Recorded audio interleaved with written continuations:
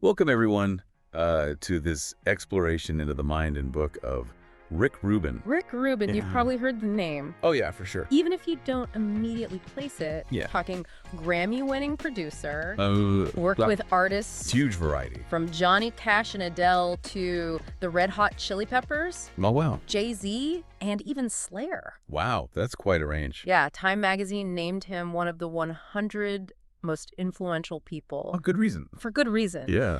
But his book, The Creative Act, A Way of Being, it isn't just about music. Okay. It's about the creative process itself. Okay. Something that applies to all of us, Yeah. no matter our field. Exactly. And, you might already be familiar with the idea that everyone is creative in their own way. Right. But Rubin takes it a step further. He does. And he uses these really thought-provoking examples. Yeah. The Golden Gate Bridge, Okay. the White Album, even a Philadelphia cheesesteak. Interesting. What makes them all creative acts? Well, Rubin argues that it's the intent behind them. Okay.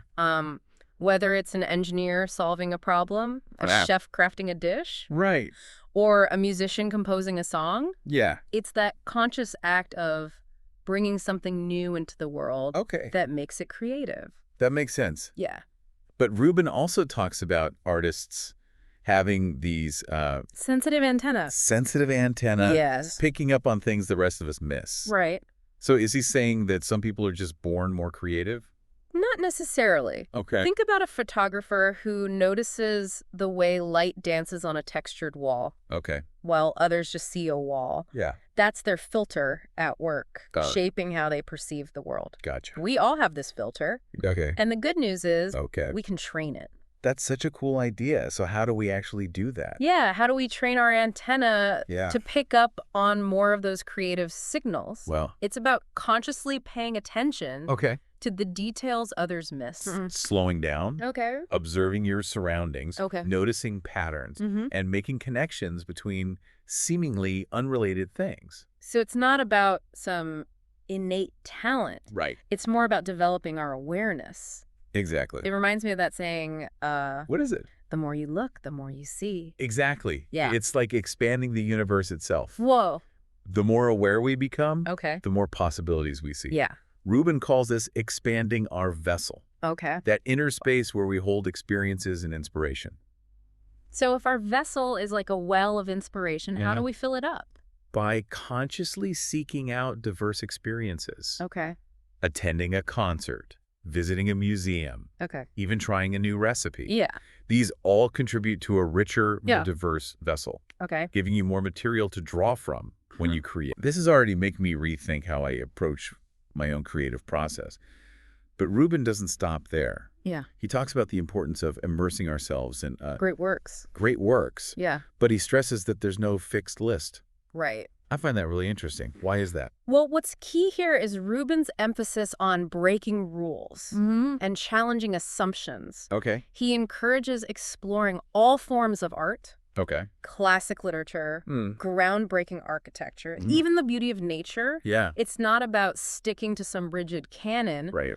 but constantly expanding our horizons Okay. and exposing ourselves to new ideas and perspectives. So it's like he's saying, What's he saying? don't just stay in your lane. Okay. Explore the whole creative landscape. Exactly. Yeah. And he even uses this fascinating analogy. Okay, what is it? He says the ocean reflects us better than a mirror.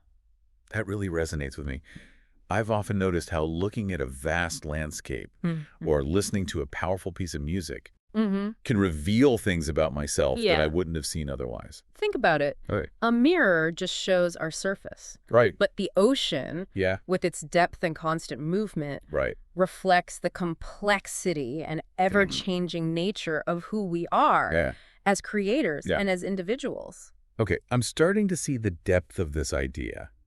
We expand our awareness, we immerse ourselves in greatness, but then Rubin throws in this curveball. He talks about the power of beginner's mind. Beginner's mind. Yeah, what does that even mean? This is where Rubin really challenges our assumptions about expertise. Okay, He tells this captivating story about AlphaGo, okay. the AI that beat the world champion Go player with a move no human expert had ever conceived of. Yeah, I remember hearing about that. It was a huge deal in the AI world. Right. And Yeah. AlphaGo's advantage was What was it? its lack of preconceptions. Oh, interesting. It wasn't limited by the rules of how the game should be played. This allowed for radical innovation and a truly original approach. So the takeaway here is, What is it? sometimes not knowing the rules can actually be an advantage. Precisely. Oh, It allows for a fresh perspective, free from the biases and limitations that come with expertise. that's pretty mind-blowing, but how do we cultivate beginner's mind? Yeah. Especially if we already have a lot of experience in our field, do we have to forget everything we know? That's the million-dollar question, isn't it? Yeah. And luckily, Rubin offers some great advice. Okay, great. It's about approaching our work with a sense of curiosity and openness, Okay. questioning our assumptions, and being willing to experiment even if it means making mistakes. Yeah. It's about rediscovering that childlike wonder Right. and willingness to explore the unknown. So it's not about erasing our knowledge. It's more about using it as a springboard Right. for new discoveries, for fresh perspectives. Exactly. Yeah. It's like we need to balance our expertise Okay. with a sense of childlike wonder. And a willingness to explore the unknown. I love it. This is giving me so many ideas already. Good. But Rubin doesn't stop there, does he? He also talks about embracing imperfection and even lowering the stakes when we create. He does. Why is that? Well, if we connect this to the bigger picture, Yep. Okay. we see Rubin is urging us to let go of the pressure of creating a masterpiece. Okay. He wants us to remember that art isn't about achieving some unattainable perfection. Right. It's about the journey, Yeah. the process of exploration and expression. That's actually incredibly reassuring. Yeah. I often feel so intimidated by the idea of creating something great. And Rubin completely understands that. Yeah. He uses this amazing example from Japanese art called kintsugi, Okay. the practice of repairing broken pottery with gold, Okay. making the flaws part of the beauty. Oh, wow. I'm picturing that. Now it's like turning the imperfections into something even more beautiful and more unique. Exactly. Yeah. It's a powerful metaphor for embracing our own imperfections Okay. and seeing them as opportunities Yeah. for growth and creativity. So rather than striving for some impossible ideal, You're right. we should focus on the process, Yes. on experimenting, Mm-hmm. on allowing the work to evolve organically. That's the heart of it. Yeah. It's about embracing the journey, the stumbles, the unexpected turns, Yeah. and finding beauty in the imperfections along the way. Okay. And that, my friend, is where the magic happens. Okay. So much to unpack here. We've already explored the idea that everyone is creative, Mm-hmm. that we can train our antenna to become more aware, Yes. that immersing ourselves in great works and cultivating a beginner's mind can lead to new discoveries, Right. and that embracing imperfection can actually enhance our creative process. Where do we go from here?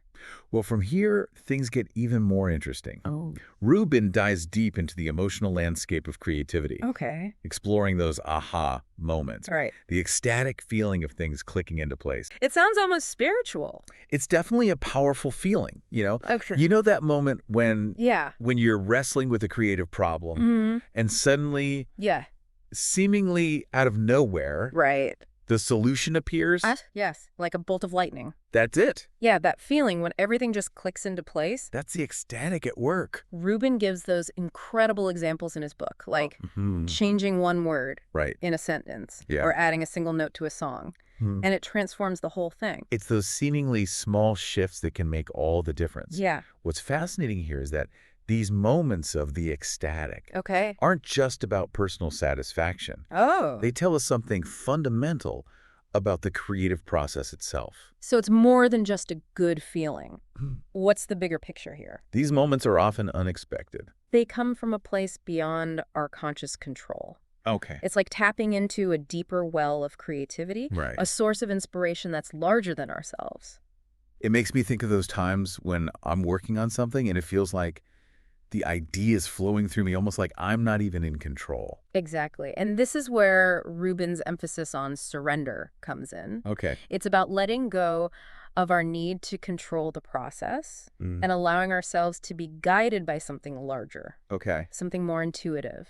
So we need to be open to these moments of inspiration, but also willing to let go of our ego and trust the process. Yes. It's like a delicate dance between effort and surrender. It is a delicate dance, Yeah. but that's where the magic happens in that space between Yeah. intention and letting go. Okay, this is blowing my mind a little. It's like we're not just creating in a vacuum. Right. We're part of something bigger, something interconnected. That's a beautiful way to put it, and it leads us to another one of Rubin's key themes, Okay. cooperation versus competition. He talks about how true collaboration isn't about winning or proving yourself. Right. It's about achieving a higher outcome.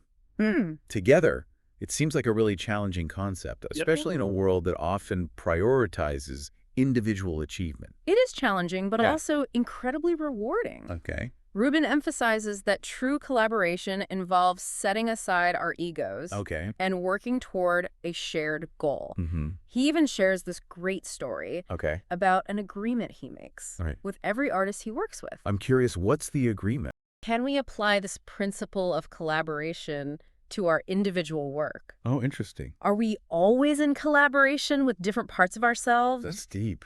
I've never thought about it like that. It's like we have our inner critic, Right. our inner artist, Yeah. our inner editor, Mm. all these different voices Right. that need to work together to create something truly great. Precisely. It's about recognizing and harnessing the power of those different perspectives. Yes. Those internal collaborations that can lead to breakthroughs we might never achieve alone.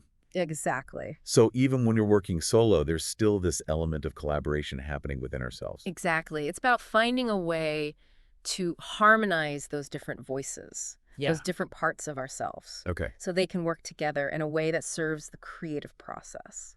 Okay, I'm starting to see how all these ideas connect.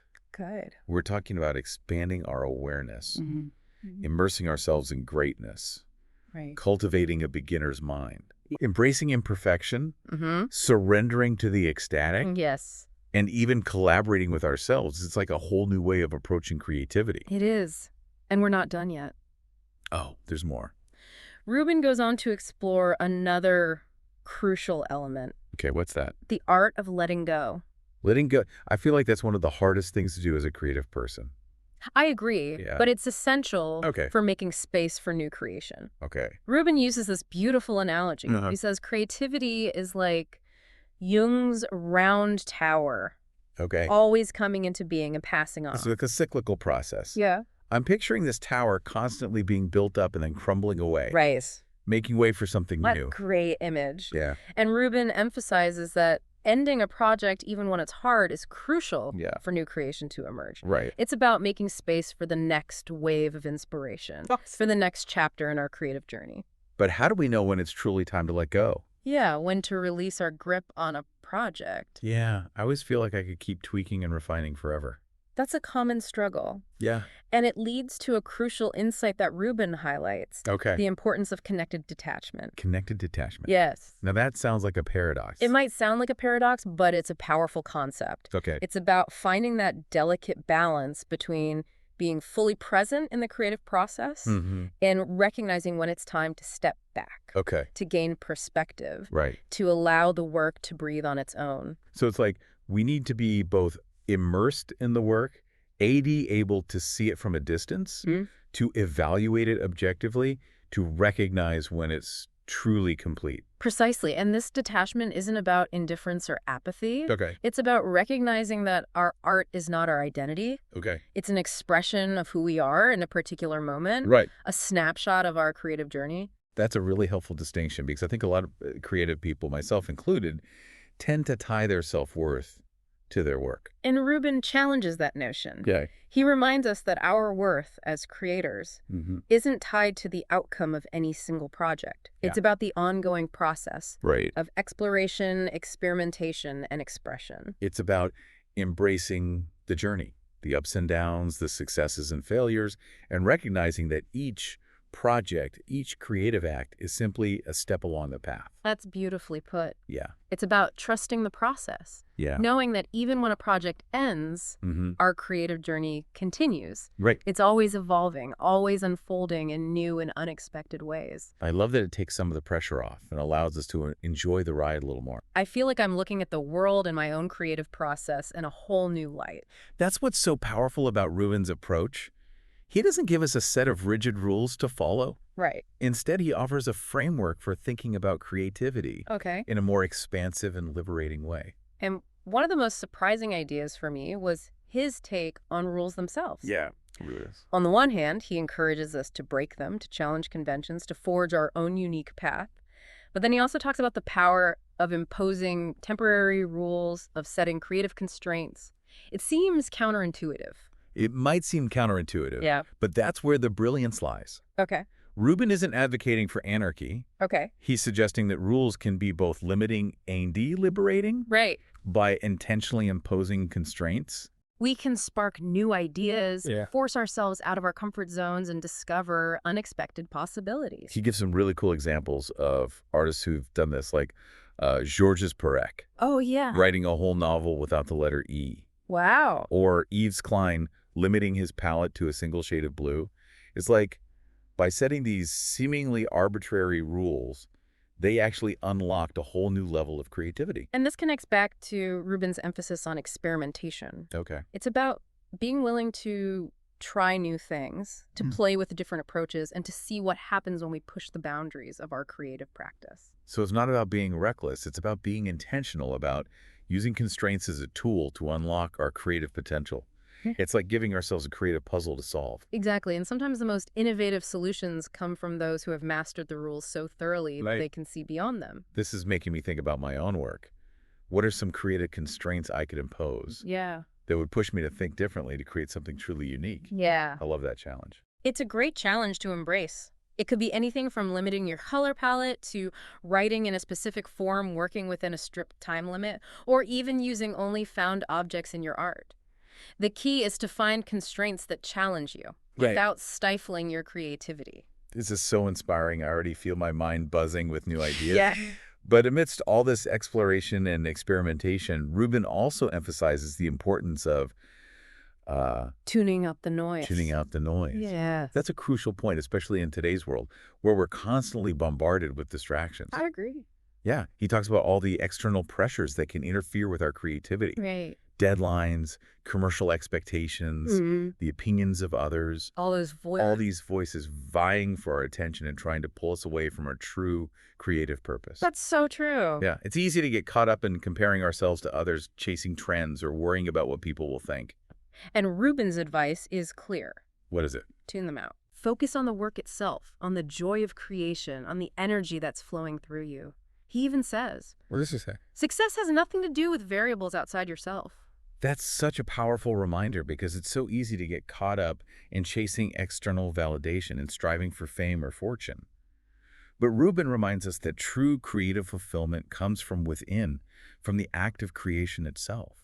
It's about aligning with your own internal compass, that sense of purpose that guides you regardless of external pressures or expectations. It's about trusting your intuition, following your creative instincts, and creating the work that feels most authentic to you, regardless of what the world might think. This has been such an incredible journey.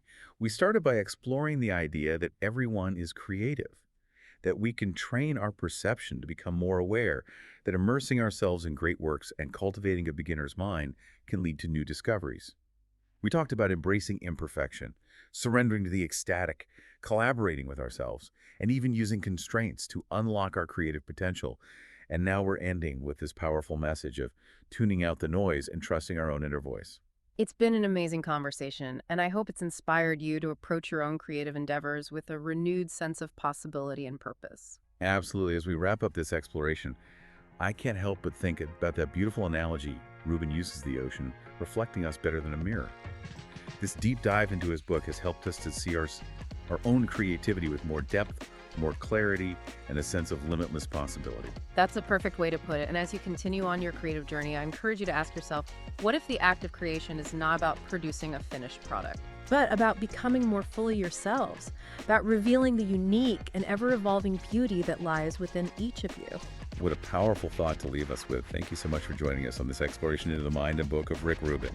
Until next time, keep exploring, keep creating, and keep trusting the creative force that flows through each and every one of us